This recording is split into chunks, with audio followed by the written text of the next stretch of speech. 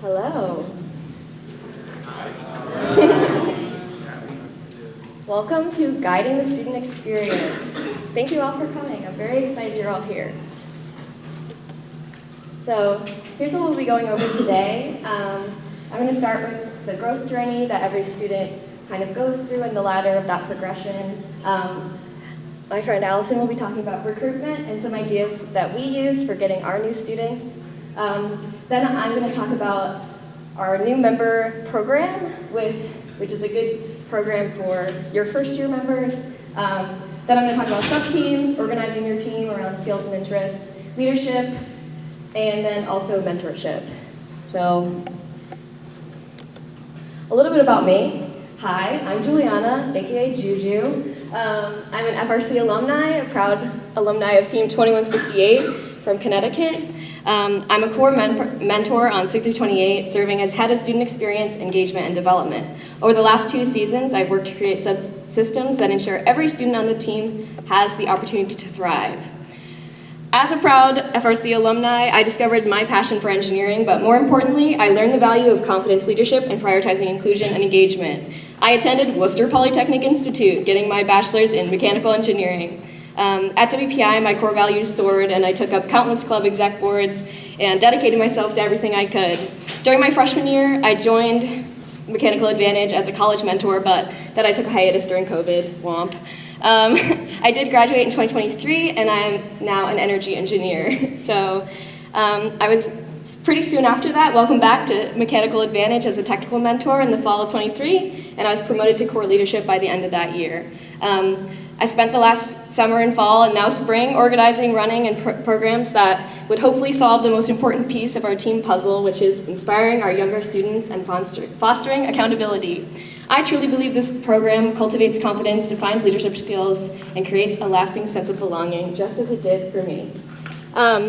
Anyway, enough about me. Who's heard FRC is more than robots before? Great.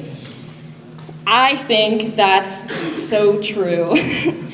The way I see it, this is really the core of why this program is so successful. It's why so many alumni like myself are so proud to have been a part of it, and why so many adults come back year after year to support this community. I know firsthand that if a team runs with this mentality in mind, students will gain high self-esteem, invaluable leadership skills, and a sense of belonging they'll carry with them for the rest of their lives. The first thing I want to talk about is this concept of like a growth journey or a progression ladder. I've kind of observed through my few years mentoring and as a student that students take on this steps, you know? Each step of a student's journey is really important, and it's vital that mentors remember to give opportunities to each person and projects and robot work that fit the stage that they're at. So the stages I'm going to be talking about today are, number 1, observing. Number 2 is learning. Number 3 is doing, and number 4 is leading. So to me, it's very important that each of these phases is addressed along the way, and each student will go through them at their own pace. So kind of being in tune with where they are and how you can help them best is really important to ensuring their success.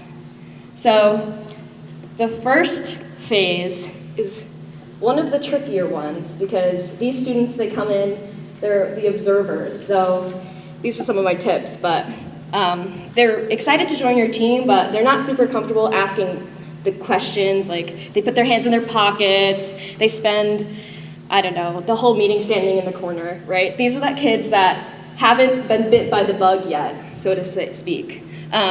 Some students will spend a whole season on this step, and that's okay. You just have to give them the room to grow. But here are some tips that I use with my observers. Number 1 is duckling mode. If you've ever seen a mother duck and her little ducklings, that's what you gotta do. Let them follow you around. Tell them directly, hey, follow me around. Come see what I'm doing. And then they will, and they'll be like, wow, this is so cool. Number 2 is hands on target. So just hand them things. Like, if you have a tool and you're like, oh, we need to screw this bolt in, you just hand them the Allen wrench, and they're like, what is this? And you're like, do that. Hard work galore. This is my favorite one. Anyone on my team knows that I love to organize and I love hardware. So the best way to get your observers interested is to just hand them an entire bin of things and tell them to sort it, because then they know what everything is by the end, hopefully. Number 4 is make sense.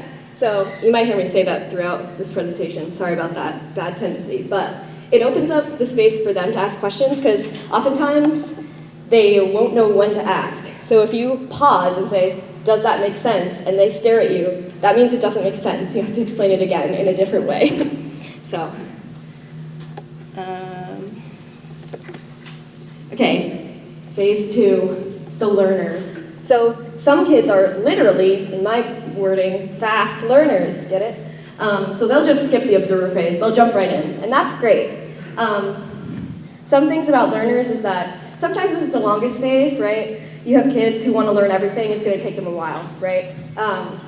So it's really important that everything they're learning during that phase sets them up for success later on. So if you teach them positive mindsets and just like being excited, they're going to hold on to that all the way through being a bitter upperclassman. So my favorite thing to do with learners is break up the tasks.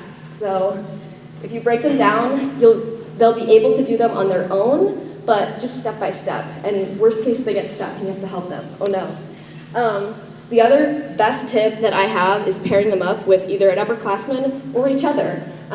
People often learn better when they're in groups. That doesn't go for everyone, but I found that great success in pairing a learner with one of our student leads. So they just like shadow them and they learn literally everything from them. It's amazing. I also think establishing really good collaboration skills is really important in this phase. So putting them all together in a small group to work through a problem together lets you kind of observe how they're doing, and if they need help collaborating, that's like the perfect time to jump in and teach them those skills as well. It's also really important to be talking to them a lot about what they want to do next. So like, if for example, they started in fabrication and they're like, I think I really want to be the best at the mill. Like, you have to ask them that. They're not going to just come up to you and say that. Well, some of them will, but most of them are too shy. So you have to go, hey, what next? And they go, maybe the mill. Anyway, so those are my learners. They're my favorites. No, I'm just kidding. The next phase is what I think every first student can achieve, is this doer phase. So this is kids who can do things completely independently. Like, you ask them, hey, go make me an entire part, and they can. I think your doers are like, you can visualize them as the ones that you trust to do things, and they're pretty good at collaborating. Sometimes they want to go off on their own, and you have to tell them, hey, maybe you should work with that younger kid. But I think there's a few things that you can do to help them through this phase and keep them engaged with everything going on. So number 1 is verbalizing your support. So fun fact, kids really like when you tell them they're doing a good job. So reminding them that you trust them and that you think they're capable, it really helps them like feel like confident in their abilities. I also think having a structured, stable review process is really helpful. So they're used to receiving feedback in positive, but also slightly constructive ways. But making it part of it, like having a design review, like progress ladder, or just like process for helping it, makes it so it doesn't come out of nowhere and seem really negative. Keeping it collaborative at this phase is also super important, because just because they can do it alone doesn't mean they should. It's really important that they don't go off in the corner and work all alone. On occasion, that's fine, but for the most part, I think it's way better for them in their learning to work with others, especially the younger ones. The other thing is to organize workload. So expectations are is like a big word, right? It's like, how do you establish good expectations? But just trying to set them usually works. Sometimes it gets miscommunicated, but at least there was some effort put into that. I also think setting them up for success on projects is really important. So you wouldn't give someone like a big task when they're just beginning to be a doer, you know? You would give them a task and then also a few friends to help. So setting reasonable expectations, I think, is really important so they don't feel overwhelmed. Oh, okay, so this is the last phase. I don't have tips yet because I have a whole section on this one later, but basically, my best tips for your leaders is to be as supportive as you can be and also receptive. They may have feedback at this stage, right? If they're a captain or a sub-team lead, they are starting to have opinions, so you should let them have them and be receptive to their feedback of the team, your processes. Like, this is a great way for them to know that their feedback is valuable. So I like to support my leaders. I go up to them and I say, hey, how are you doing? They usually go, but you know, it's a thought that counts. Okay, so, oops, a little bit of a right click there.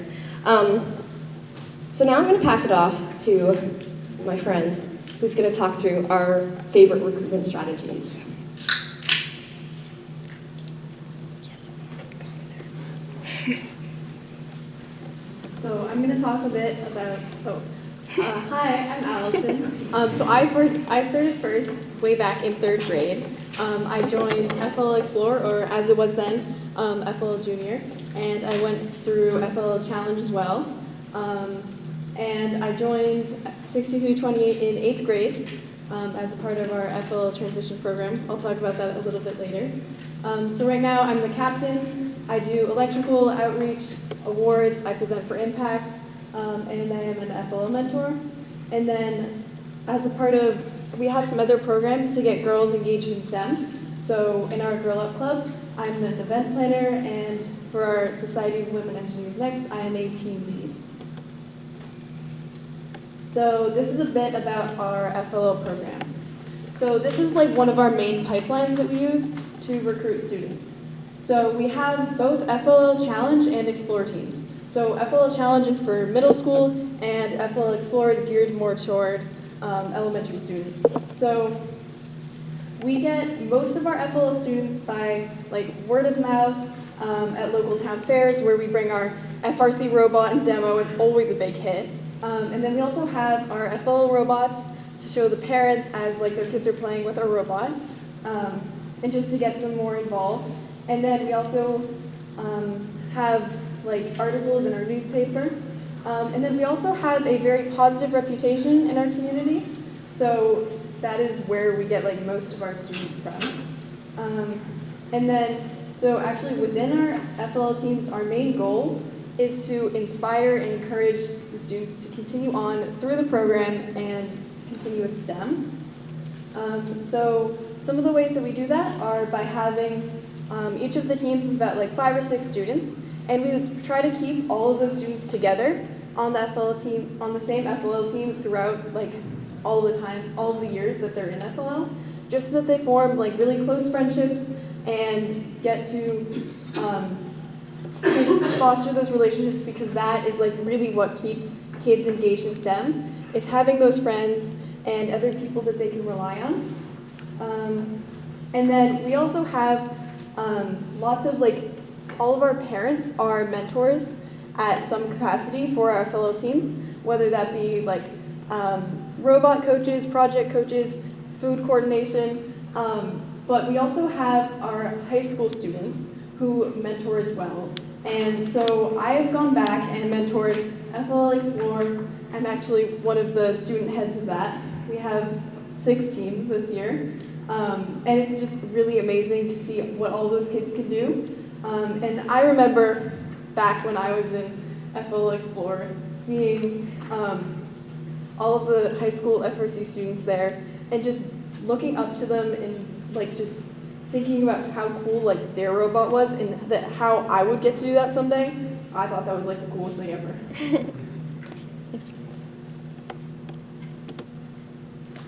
And then so this is how we try to recruit more female and non-binary students onto our team.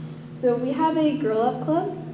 This is a United Nations sponsored club, and we have middle and high school girls in this club. And so the main goal of this club in general is to run fundraisers to aid women and girls around the world. And so we get together, make friendship bracelets, make earrings that we sell. along with like a bake sale, and that's how we raise our money. But more for our team, what we do is to have like the middle school and high school girls from our FLL and FRC teams interacting, again, forming more close friendships. So that way when I joined FLL, or when I joined Girl Up while I was in FLL, I already knew some of the girls on the FRC team, which was really amazing. And I already had friends when I joined, which was something that really helped me stay on the team. And then we also, one of our newer partnerships is with our local Society of Women Engineers Next Club. So this is a program for middle school girls. We help run robotics workshops with them.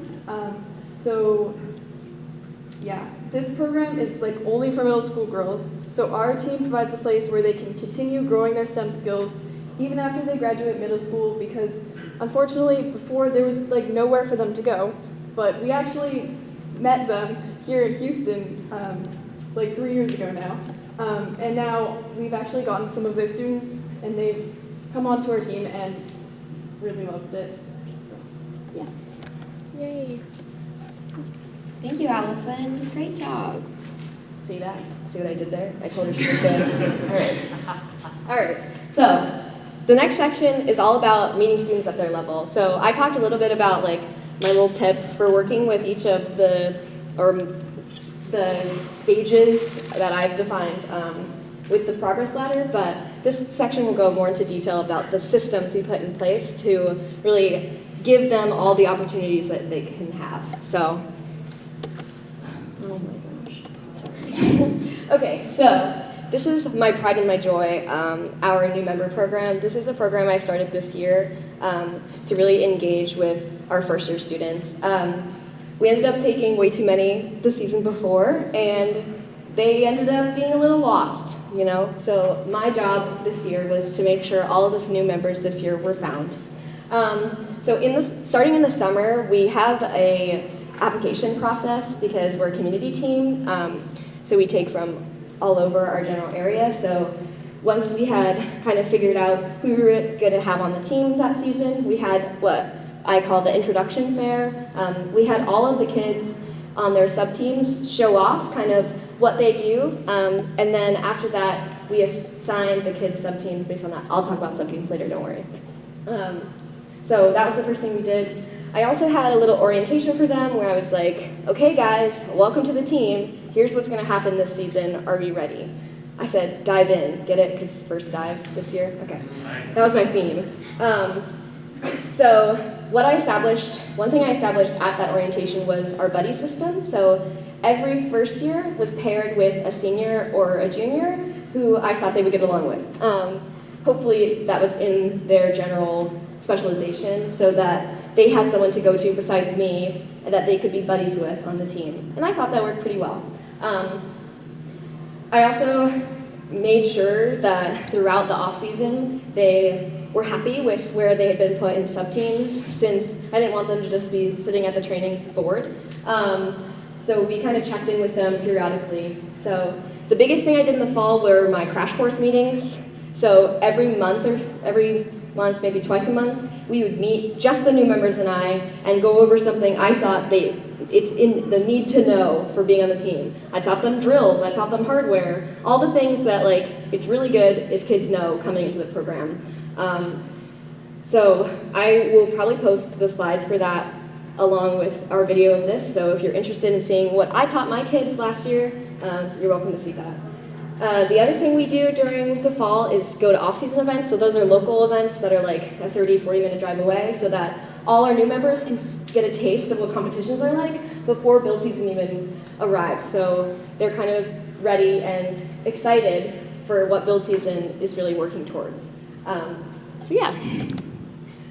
So after the fall is build season, obviously. So what we did this season with our new members was very exciting. Well, we always do our bucket hat ceremony, which if you haven't seen our Mechanical Advantage bucket hats, every kid gets one during a kickoff. That's what I was trying to say. So that means we're officially welcoming them as full members of our team, which is very sweet. our first phase, as everyone else's is prototyping. So I made sure all of my new members were prototyping that wanted to, which was really great because they got to be in groups with the upperclassmen. They got to form closer bonds with those prototyping groups, and it was really great for them to be a part of that most fun and exciting part of build season. After prototyping was done and all the big kids, per se, went off to go and work on the rest of the robot, I took most of the new members off and we built a kitbot. I know, don't get too excited. As you can see, my kitbot was pink, so that was awesome. We also ended up, so kitbot, since I had never built a kitbot, it took way shorter than I thought. So we ended up building an everybot also. So that was fun. And working with those kids closely, we only met 3 days a week versus like 5, where like the normal, or we're in the shop 5 days a week normally. So my kids came on 3 specific days so that they always had something to do when they came to the shop. That was really important for us, so that they never felt like left out, and that they were excited to keep working on an ongoing project. The other thing I did was check in with them, give them a little survey or two. My first question is, are you having fun? The answer was mostly 4s and 5s out of 5 stars, so I did a good job. Anyway, so I thought build season went pretty good. All 10 of our new members are very situated in the team now, and I'm very proud of them. So at competitions, our first years really only stick with scouting and cheering, and also shadowing a little bit of the competition roles. I'll talk a little bit more about this later, but just doing the basics. So yeah, so that's my new member program. So you've probably been hearing me say the word subteam over and over again. Sorry about that. I'll talk about it now. So I think subteams are the way to structure your team so that kids feel ownership, momentum, and confidence.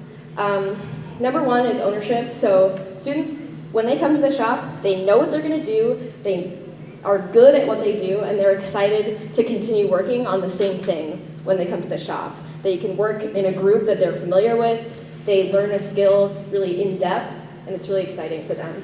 Number 2 is momentum. So learning stacks up.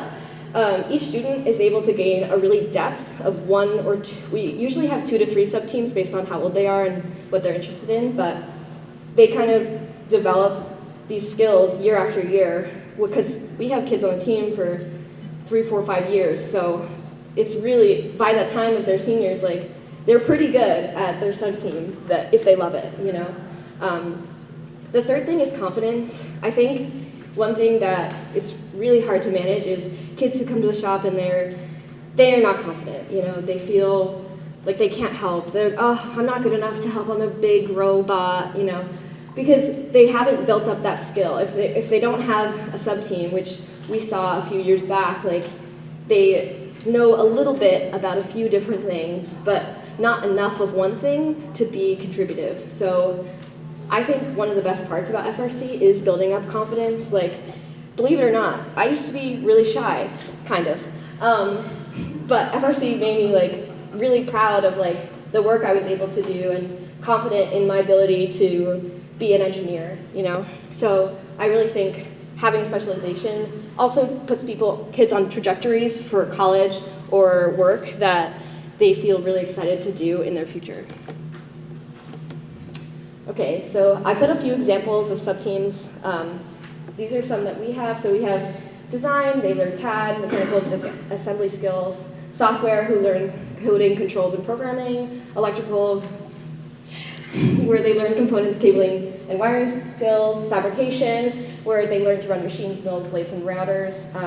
We also have a pretty detailed business team. One of those subteams included in business is awards, so they learn to write submissions and also presentation skills. And then we have a bunch of other subteams that not every team has. So some of those examples of specialties include our strategy subteam, which think about the competitions all the time. We also have a scouting app, which gives kids an opportunity to use software skills, but in a more web-based, app-based, I guess, application, which is really good. We also have an outreach team, which Allison is on. They do all of the outreach events, all the demos, all that stuff. And And then we also have fundraising. They reach out to our sponsors. They do all that stuff. And then other teams you'll talk to at events will have different specialty sub-teams that their kids were really interested in. So, yeah. Okay, I talked a little bit about this already, but during the fall and the summer, we have off-season trainings for all of our sub-teams. So each of the sub-team core mentors and the other mentors on that sub-team will design a curriculum. We're always changing them, like making them better and better each year. And they will teach us a meeting every week, like for almost the entire fall. So it's most of the sub-teams, they meet in their full group, because again, learning is collaborative. But some sub-teams like fabrication or, yeah, that's the only one I can think of, but we'll do individual ones. So like if they're training a really specific skill that they need to be like certified on, like using machine, we'll do one-on-one or one-on-two sessions for that. We try to start our curriculums off with like the base skills. So learn how to CAD at all, right? Not like the how, right? Lessons on the how. So like how do you CAD? And then skill-based projects using those hows, right? To kind of apply those like basic foundational skills to a project so that kids can see, oh, this can do something.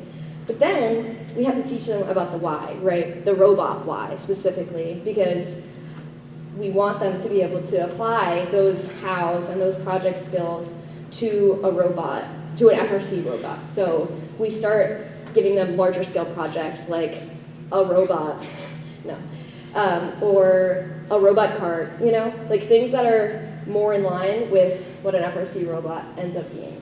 So the off-season trainings are really sub-team dependent, so I had a few examples there, but all of our sub-teams have very unique and specialized programs, and we share them on our Open Alliance thread. So if you'd like to read about that, feel free. Here comes the big one. No. So this is the leadership section. We have a tiered leadership structure on our team, so we kind of start with project ownership. So for example, a robot mechanism, like a subsystem. So we'll have a young middle of the pack student be in charge of one of those. So they guide a project group of other students. So that gives them a chance to kind of lead something in like a less official way. And that's really good for us to gauge like how they do and what skills we need to teach them for them to be able to ramp up to the next level of that. We also have assigned competition roles, so that's like drive team, the scouting sub-team, all of those fun stuff. So that they really feel so valued and trusted when they're given something to do at events. So we really try to give competition roles to as many students as we're able. Obviously we need a lot of scouts, but the next level is sub-team lead. So each of those sub-teams that I mentioned has a sub-team lead. So that sub-team lead is in charge of managing the work of that entire specialization with their mentor, of course. And they're usually are like best doers also. So this will give them a chance to do what they're good at, but with leadership skills infused into that. And then on our final tier, we have our captains. They lead team meetings, they organize team logistics, and overall, they have a great time. No, I'm just kidding. But we really, our core mentors really try to give them a lot of advice on like managing team problems and like interpersonal issues and the things that come along with leading an entire team, not just a part of a team, you know? I think it's really great to see them like grow from even when we get them to be captains to when the end of the year. They grow so much just because we gave them a title, you know? Like kids really like to be given a chance. So here comes my favorite part. So raise your hand if you're a mentor. Oh my gosh, yay. Okay, I was hoping you'd come. So I would like to talk a little bit about fostering a growth mindset. So on your teams, I think one of the things that I really want to instill in my audience is that if you choose to make these efforts and systems and really try to organize a team around the growth of your students, not around the growth of the robot, you'll see an even better robot. No, I'm just kidding. But you'll also see such great development in these kids that the true FRC is more than robots thing will really come to fruition just by putting in a little bit of an intention and a little bit of effort. So the 4 pillars of this, in my opinion, are opportunity. So like I said, I just opened up random projects and robot activities and tasks at the shop for all different levels. So having the little kids sort the hardware, having the big kids lead a subsystem, giving them opportunities will make them flourish because they love the responsibility and it teaches them ownership, and I think that's really important. Number 2 is structure, so being organized. I love a spreadsheet, let's be honest.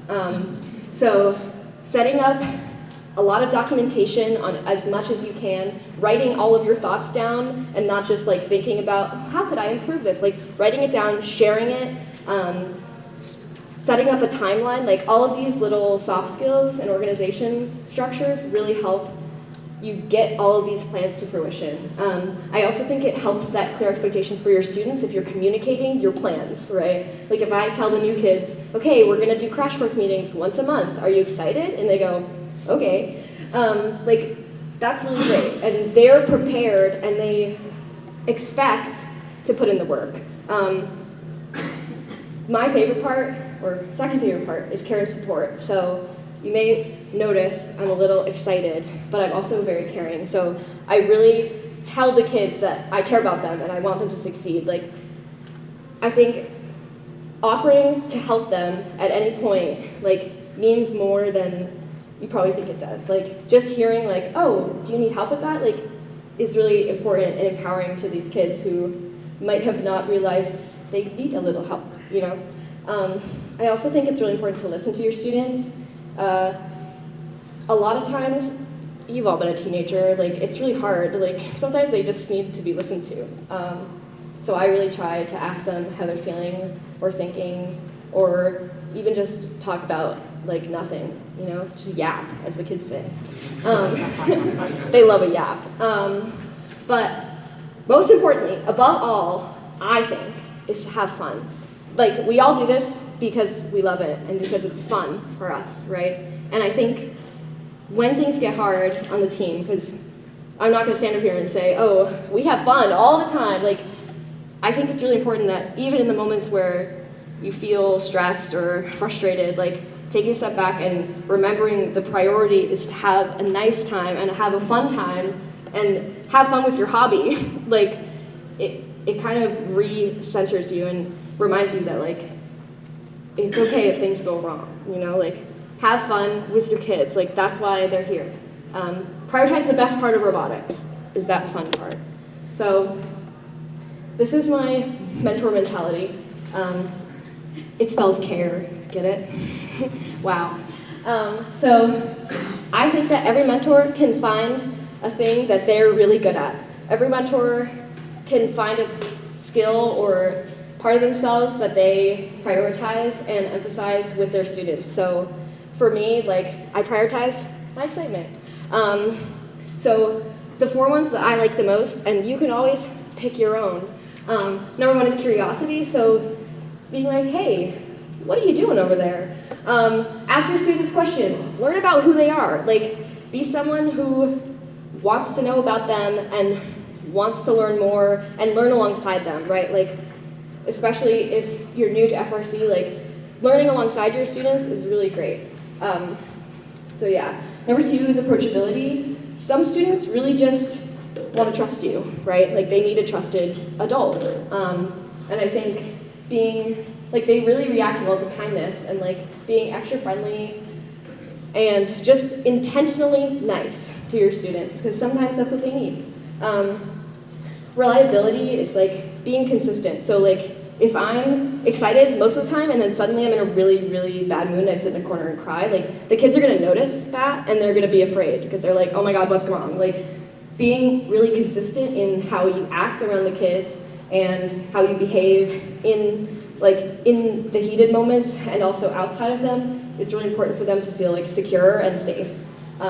It goes a long way in earning their trust. I think trust is like the most important part of being a mentor. So it's really great to be reliable. Number 4 is excitement, which you can tell I'm very excited all the time for robotics. You can ask my kids. They all think I'm very excited all the time. Kids are mirrors. They're teenagers. They're trying to figure out who they are, and oftentimes they'll just do what you're doing. So if you go around like this and you're like, womp, womp, like they're gonna do that too, and that's sad for me. I don't like that. I don't like when the kids are sad. So if you're a negative Nancy all the time, like the kids are also gonna be negative all the time. So if you are positive all the time, maybe they'll do that too. Worst case, you're a good role model. So here's my little, what does being a mentor mean to you? Why I'm a mentor is I'm spreading the love and the joy.